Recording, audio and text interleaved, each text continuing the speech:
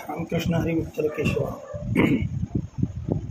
विषय व्हिडिओचा आजचा असा आहे, मनुष्यामध्ये, पुरुषामध्ये असेल किंवा स्त्रियामध्ये असेल, वय झाल्यानंतर किंवा जनावरांमध्ये, मग जनावर कोणतंही असेल, शेळी असेल, गाय असेल, म्हैस असेल, बैल असेल, काय होतं,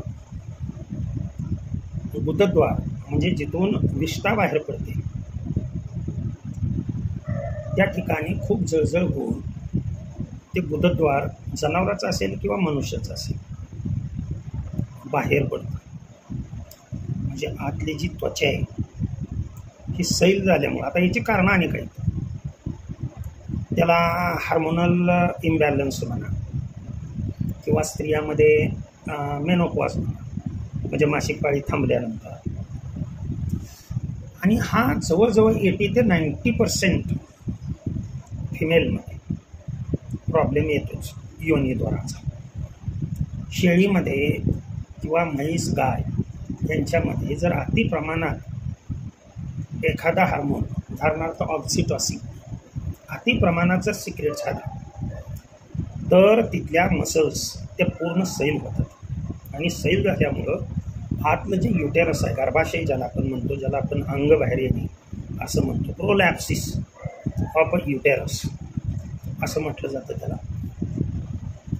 किंवा अशक्तपणा, अतिशय अशक्तपणा आला असेल यामुळे होतं. किंवा बाळंतपण व्यवस्थित झालेलं नसेल, बाळंतपणाच्या वेळेला व्यवस्थित काळजी घेतलेली नसेल, तर अशा स्थितीमध्ये ते होतं. किंवा एखाद्या जनावराला तुम्हाला सांगतो ही सवय बी असते, येतं का लक्षात, तर त्याची सवय ती कायमची जाण्यासाठी, मोडण्यासाठी अतिशय साधा सोपा घरगुती उपाय मी सांगतो. खूप साधा सोपा उपाय. काय करायचं पहा, अंग जर बाहेर आले असं वाटलं तुम्हाला, जनावराचं अंग बाहेर येते किंवा मनुष्याचं गुदद्वार असेल किंवा योनी अंग असेल, लक्षात ठेवा या गोष्टी. पुरुषामध्ये गुदद्वार, पगंदर वगैरे या बाबतीत बाहेर असा गोळाच्या गोळा संडास करताना येतो पुरुषामध्ये. आणि ह्याच्यावर लोक हजारो रुपये खर्च करतात. डॉक्टर एक कसं कट करून टाका, पण त्याच्यामुळं साईड इफेक्ट खूप काही होतात. शरीरातला कुठलाही भाग हा काढून टाकण्यासाठी देवाने दिलेला नाही बरं का. जर त्याची अनावश्यक वाढ झाली आणि काढणंच गरजेचं असेल, तो ठेवला तर मृत्यू संभवतो. अशा वेळेला मात्र तो काढून टाकणे योग्य.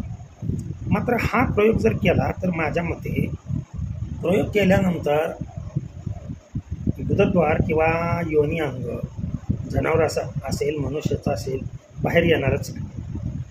तुम्ही प्रयोग करून बघा. काय काय स्त्रियांना बसल्यानंतर असं वाटतं की आपलं योनी अंग बाहेर येतं,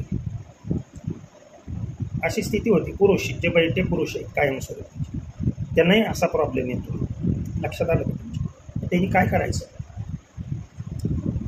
कोरपडीचा गर, कोरपड माहीत आहे, कोरपड नाही बरं का, कोरपड, कोरपड वेगळी प्राणी आहे तो, लक्षात येते का, सरपटणारा प्राणी. मी कोरपड म्हणतोय, कोरपड सर्वांना माहीत आहे, ॲलोवेरा म्हणतात त्याला.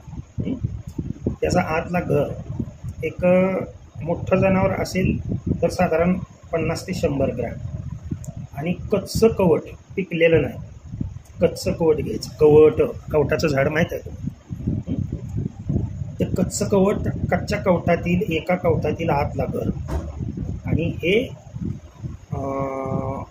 आपला ॲलोवेराचा गर, हे एकत्रित करायचं, बारीक एकत्रित करून चांगलं हे घुसळण करायचं. याचं लक्षात येतात का बघा या गोष्टी. आणि जो भाग आपल्याला वाटते की आपलं हा भाग बाहेर आला किंवा बाहेर येतोय, जनावरांच्या बाबतीत वेळेच्या अगोदर, शेळीच्या बाबतीत हे जास्त आणि म्हैशीच्या बाबतीत हे जास्त होतं. तर वेळेच्या अगोदर, आता उद्या किंवा परवा जनावर जर वेळेला झालं, म्हणजे जनायला झालं, तर त्याच्या अगोदर 1-2 दिवस हा प्रॉब्लेम येतो. आणि डॉक्टर लोक खूप पैसे घेतात, ही मोफत सल्ले देतोय.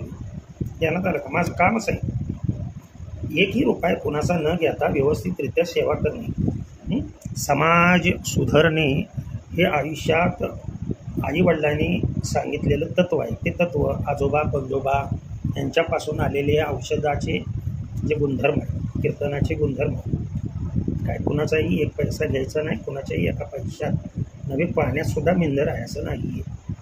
सेवा करायची आहे ना, सेवाच झाली पाहिजे, तेव्हा तुम्हाला आम्ही आनंदी दिसतोय, ध्यानात आलं. तर हे जेवढा भाग बाहेर आलेला आहे तेवढ्या भागावरती हे लावायचं आणि लावून बारीक बरकमध्ये कण अजिबात राहता कामा आतमध्ये हळूच असं तळ हाताने दाबून, शेळीच्या बाबतीत, गाईच्या बाबतीत, म्हशीच्या बाबतीत तळ हाताने असं हात दाबून घालायचं. मात्र त्या भागावरती पूर्ण लावा. जर तो लेप बसत नसेल तर त्याच्यासाठी मोहरीचं थोडंसं तेल. आता जनावराला काय चुनचुन होतं आहे याचं काय जाणीव होणार नाही, परंतु मनुष्याच्या बाबतीत थोडंसं चालेल, थोडंसं उभं किंचित न कळत, त्याला घाबरून जायचे कारण. त्याच्यावरती हा लेप पूर्णपणे द्या. एकदाच तुम्ही हा कार्यक्रम जर केला तर लक्षात ठेवा, आणि ज्याचं बसल्यानंतर योनी अंग बाहेर होते त्याने 5-6 दिवस कंटिन्यू हा कार्यक्रम करायचा. आयुष्यात पुन्हा तुमचं योनी अंग कधीही बाहेर येणार नाही, उलट टाईटनेसपणा वाढेल आणि तुमचा जो खर्च होतोय, वायपट खर्च होतोय, तो सहजासहजी वाचता जाईल. नंबर दिलेला असतो मी व्हिडिओमध्ये. काय अडचण आली तर कमेंट्स करत जावा. 4-5 चॅनल आहेत आपले, जेवढे तुम्ही भैसर पिलीव एवढ्या नावाने सगळ्या प्रकारचे चॅनल तुम्हाला दिसतील. इच्छा झाली, योग्य वाटलं तर सबस्क्राईब करा, लाईक करा, करायचीच आवश्यकता नाही आहे. आपणाला जर ते ज्ञान पुन्हा पुढं वापरायचं, माझा एकमेव हेतू आहे की माझ्याजवळ असलेलं ज्ञान जगामध्ये द्यावं आणि ते जगाने पुढं चालवावं, एवढीच फक्त अगदी देह सोडेपर्यंत ही इच्छा आहे बरं का. तर रामकृष्ण हरी, विठ्ठल केशवा. काय अडचण आल्यास फोन करा, फोन मी माझा दिलेला असतो.